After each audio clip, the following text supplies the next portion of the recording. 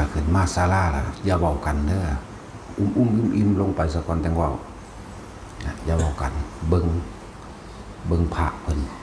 เงียบบ่คุยกันเลยคนอื่นๆก็เหมือนกันให้เบิ่งตัวอย่าง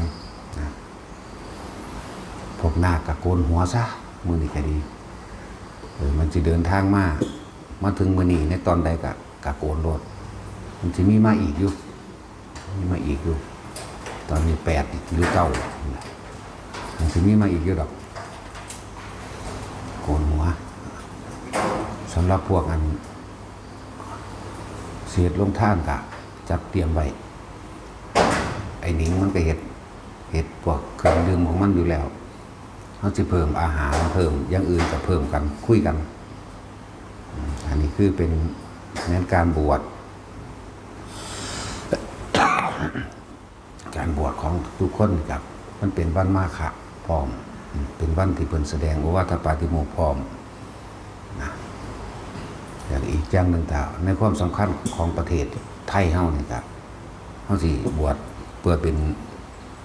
เรียกว่าพระราชกุศลถวายพระราชกุศลต่อพระบาทสมเด็จพระเจ้าอยู่หัว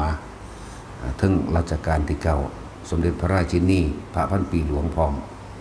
เป็นโอกาสเดียวกันและก็อุทิศให้กับบุรพกษัตริย์ทั้งเบิดนั่นแหละตลอดทั้งพระสยามเทวาธิราชนำผู้ใดมีหน้าที่เฮ็ดลงท่านน้ำก็เฮ็ดผู้ใดอยากเพิ่มเติมเฮ็ดอาหารหรือก๋วยเตี๋ยวหรือยังก็เฮ็ดไปเถอะรวมกันได้คือโอกาสได้เฮ็ดทุกอย่างล่ะเป็นสังฆทานไปพร้อมเป็นการบวชเพื่อสืบทอดพุทธศาสนาโดยศาสนาบุคคลไปพร้อมกิจกรรมอย่างอื่นเขาก็เป็นปกติอยู่แล้วล่ะเฮาทำวัดเดี๋ยวการภาวนาเขาก็เป็นปกติของเฮาบ่ได้มีมือหยุดจักมือหรอกหยุดแต่มือตายจังว่าซ้ำมีโอกาสเฮ็ดก็เฮ็ดเอาเห็นว่าโลกมันเป็นแบบนี้แหละความเห็นแก่ตัวของคนทั้งหลายเกิดความคิดเห็นขัดแย้งกันบ่ลงตัวกันเกิดภัยสงครามว่าที่บอกพวกอยู่เมืองนอกเด้อถ้ามันพ่อวิทย์หนี้วิทย์สินเรากลับมาที่บอกไว้ว่าเดือนมีนาเด้อแม่นบ่ล่ะบาดนั่นแหละถ้าบอกไปหลายก็ว่าอวดอุตรินั่นแหละแต่ว่าเฮาก็บ่ได้สนใจคนว่าเฮาอวดหรือบ่อวดดอกว่าคนเฮามันทำดีเพียงใดก็ช่างถ้าบ่ถูกกิเลสมันบ่ถูกอารมณ์มันก็ว่าเลวว่าร้ายคือเก่านั่นแหละเฮาจึงบ่ได้สนใจความจริงคือพวกเฮาอยู่น้ำกันเฮ็ดน้ำกันนี่ต่างหากคุกคีอยู่น้ำกันประสบการณ์อยู่น้ำกันรู้เห็นเป็นไปอยู่น้ำกันนี่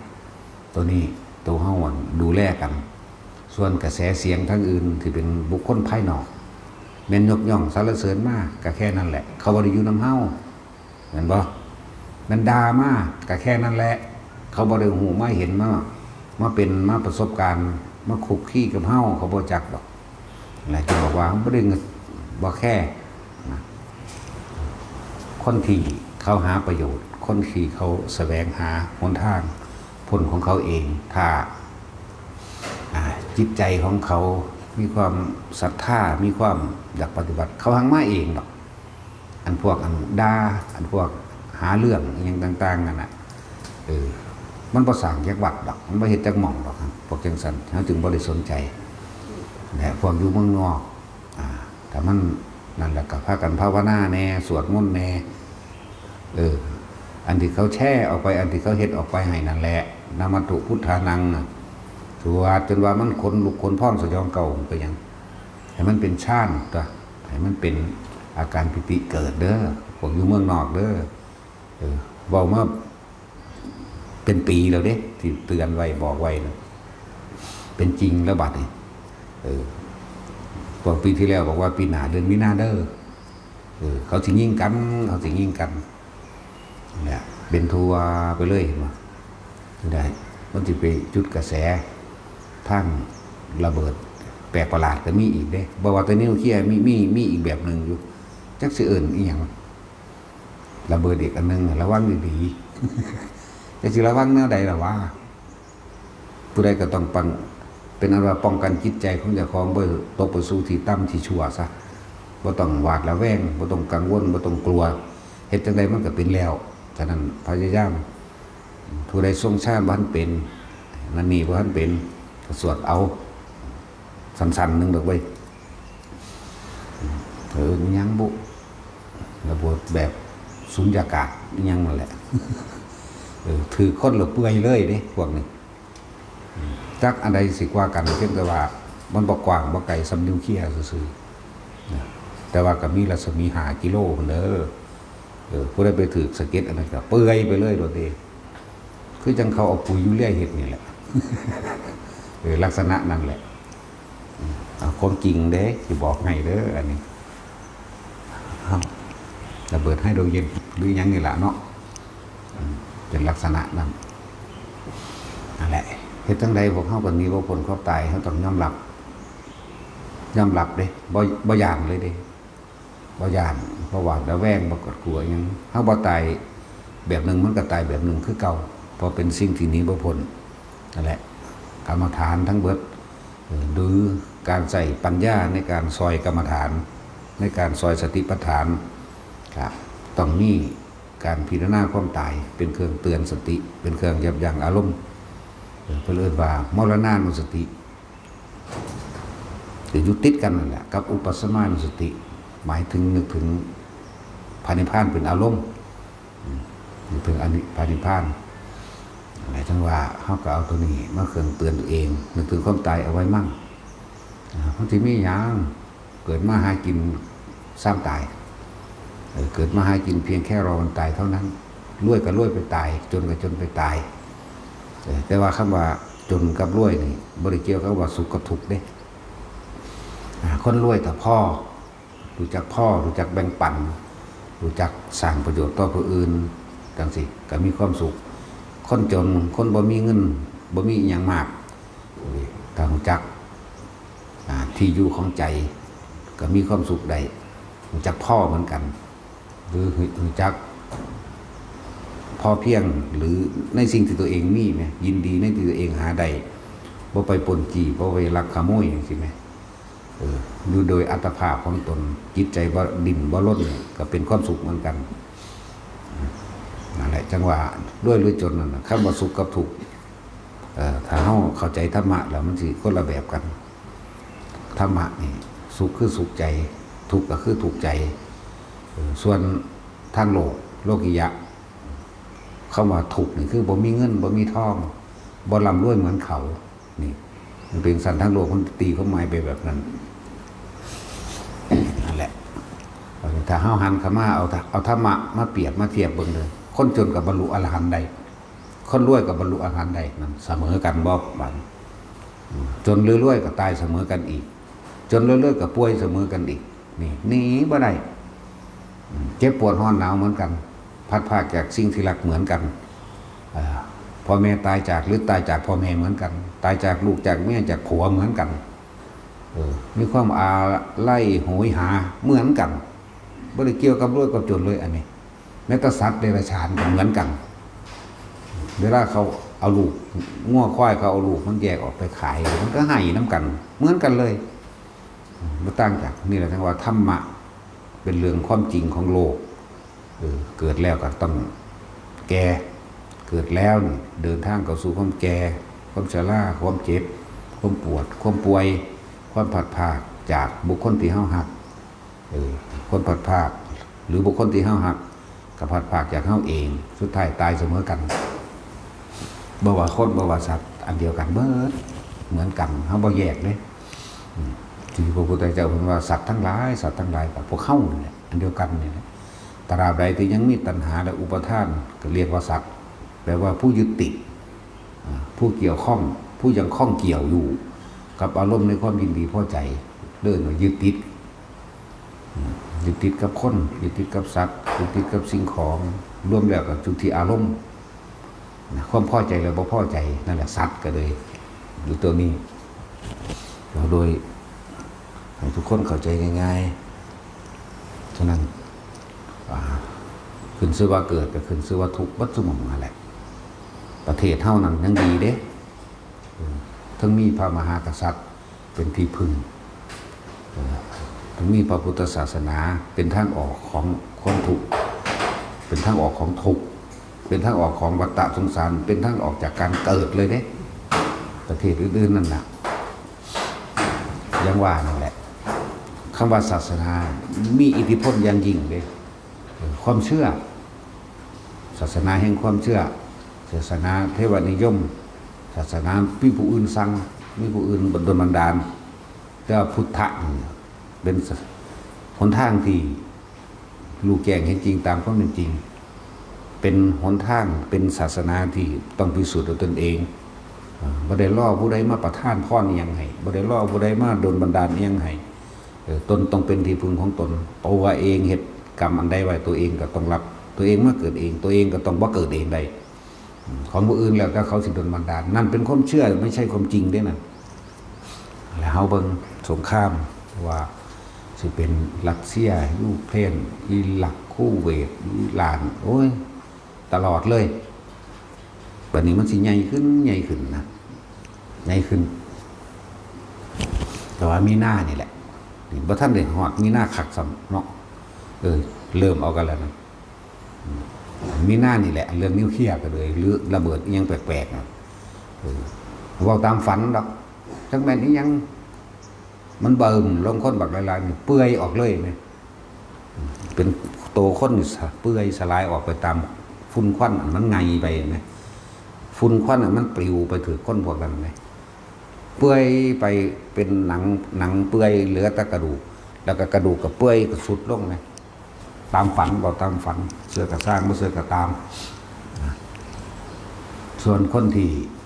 ได้ยินฟังทำอยู่เรื่อยๆกับถือหน้าเอาจริงหรือว่าจริงประสบการณ์ตัวเองกับหูมาเห็นมาอยู่เพราะว่าเฮาใส่ใจตัวเองจากบ่ล่ะส่วนบุคคลที่บ่ฮู้จักธรรมะนี่ก็คือไปใส่ใจผู้อื่นใส่ใจนี่ใส่ใจจับผิดจับถูกอันนั้นถูกอันนี้ผิดหาตะผิดหาตะถูกดอกพวกนั้นผิดกฎหมายถูกกฎหมายจังสั่นจังสี่มีบัดส่วนคนที่มีธรรมะก็คือคนที่หันเข้ามาเบิ่งอารมณ์ความรู้สึกของเจ้าของเขายังยึดมั่นถือมั่นสิ่งใดอยู่แล้วเขาก็สิยอมรับความตายพร้อมจังว่าพวกเขาเป็นอย่างที่ถือว่าเป็นบุญแล้วล่ะพวกเขาเอาบุญมาเกิดแล้วก็เฮ็ดให้มันเกิดเป็นหมากเป็นผลนั่นแหละเว้ยเกิดมาก็เพราะว่ามีบุญนั่นแหละมีความสงบเกิดมาในสถานที่ประเทศที่สงบกว่าหมู่ก็คือประเทศไทยนี่เด้ผู้อื่นเขาขากันบ่ธรรมดาเด้เพียงแต่เฮาบ่รู้ซื่อๆเขมรในเขมรเขาขากันตะกี้ธรรมดาว่า 3-4 ล้านหรือ10กว่าล้านเด้ในช่วงพศ11นะพศ2000ก็ได้ละ493มื้อนี้แหละประมาณนั้นแหละมันว่าแม่นเรื่องไกลๆเด้ใกล้เฮาพม่าก็นำกันเฉพาะจังซั่นเห็นบ่นะบัดนี้ต่างประเทศกับต่างประเทศบัดอาวุธลายแรงอาวุธมันลายแรงนะแต่ว่าพวกเขานั่นน่ะพยายามอยู่กับธรรมแหละอยู่กับความรู้สึกในตนเองวิธีฝึกหัดปฏิบัติเท่ากับเป็นของง่ายๆสามารถเฮ็ดให้เกิดขึ้นได้ภาวนาแปลว่าทำให้เกิดขึ้นได้ความรู้สึกตัวนั่นเองอยู่กับความรู้สึกตัวนั่นเถอะบ่มีหยังเหนือไปนี่ดอกอาศัยลมหายใจเป็นกายในกายอันหนึ่งอาศัยเวทนาในเวทนาคือความรู้สึกตัวอันเป็นอุเบกขานั่นเองอาศัยจิตในจิตก็คือสติกำกับความคิดเจ้าของเองจะให้มันไปอยู่กับผู้อื่นจะไปมีความรู้สึกอยู่กับผู้อื่นคำว่าจิตมีที่ตั้งมันจะไปคิดมันไปตั้งอยู่หมายถึงมันคิดถึงคนนั้นสัตว์นั้นสิ่งของนั้นบ้านนั้นเลื่อนหลังนั้นเรื่องเล่านั้นแต่ก็ปรุงแต่งไปนี่เรียกว่าอยู่กับผู้อื่นความพอใจบ่พอใจไปเกิดกับคนนั้นที่เขาคิดถึงไปเกิดกับบ้านนั้นสัตว์นั้นนี่แหละกลับขึ้นมาอยู่ในตัวเองความรู้สึกโตเป็นของง่ายๆเนึงมาฝึกเอารู้สึกตัวนิ่มๆลงๆบนหัวมั่งบนลมในลมหายใจมั่ง ในกลางหน้าผากมั่งอิ่มเอิบระวังทำกลางกายมั่งมันมีอยู่แค่ดีหนึ่งแต่เฮารักษาความรู้สึกของตัวเองได้หมายถึงความรู้สึกในกายอันเป็นความรู้สึกทางกายพร้อมครับความรู้สึกทางใจหมายถึงมันสิอิ่มมันบ่ไปดิ้นรนเดือดร้อนอีหยังอาศัยลมหายใจอาศัยนิ่มนวลอยู่บนหน้าผากมั่งหัวมั่งทำกลางอกมั่งอยู่จังสี่แหละส่วนมากเขาบ่คอยอยู่กับตัวเองเขาไปอยู่กับผู้อื่นมันเลยเป็นทุกข์ทุกข์โดยบ่ฮู้จักทุกข์มันต้องคิดว่าผู้นั้นบ่ดีผู้นี้บ่ดีแล้วก็เอาผู้อื่นเปรียบเทียบกันเปรียบเทียบลูกเจ้าของเปรียบเทียบญาติเจ้าของเปรียบเทียบผู้อื่นและเปรียบเทียบผู้อื่นแต่ว่าถ้าไปเบิ่งเรื่องพระก็เอาพระเปรียบเทียบพระถ้าไปเบิ่งเรื่องการเมืองก็เอาการเมืองเปรียบเทียบการเมืองถ้าเบิ่งเรื่องคนก็เอาต่างๆบริษัทนั่นนี่ก็เอาเปรียบเทียบถ้าเบิ่งเรื่องสินค้าต่างๆก็เอาสินค้าเปรียบเทียบบ่เคยเห็นเจ้าของเห็นบ่ล่ะเบิ่งเรื่องไห้เรื่องหน้าเรื่องสวนเขาคืองามแท้ยูคาเขาคืองามแท้สวนยางเขาคืองามแท้อ้อยเขาคืองามแท้คุณมีแต่ออกนอกเด้แต่บ่เคยเข้ามาในตนเองแต่ว่านี่จักได้ว่าเจ้าของกำลังเป็นทุกข์กำลังร้อนนรกดิบนี่บ่ฮู้เด้นั่นแหละจังว่าถ้าบ่หันมาสังเกตความคิดเจ้าของจริงๆบ่รู้ดอกแล้วมื้อนี้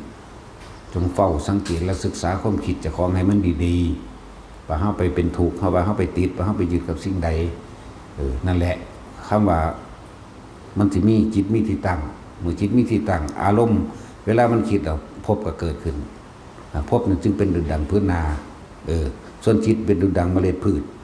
เหมือนตกไปสู่พื้นนานั้นๆไปเกิดโกรธเกลียดไปนรกหิวโหยอยากได้นั่นอยากได้นี่บ่จักพ่อยังเป็นเลดลุ่มหลงมั่วเมาในยถาบรรดาศักดิ์และสัมสวัสดิ์แข่งตนนั่นแหละสัตว์เดรัจฉานทางไปดีคิดหายากๆเด้ความดีนี่ทำยากขนาดนี้ว่าธรรมดาเลยการทำดีกันได้ช่วยเหลือบุคคลผู้อื่นโดยบ่หวังสิ่งใดตอบแทนนี่บ่มันเป็นของธรรมดาเฉยคิดถึงท่านโดยจิตใจอิ่มเบิกบานนี่หายากท่านผ่าท่านบาตรท่านอาหารใส่บาตรต่างๆในวัตถุท่านมื้อนี้สิคิดถึงบทสวดมนต์บทนั้นบทนี้บ่คิดยากเหมือนกันน้อยนักน้อยหนาเด้สิคิดถึงความรู้สึกในตัวเองนะทรงชาติเจริญชาติมันยากอีก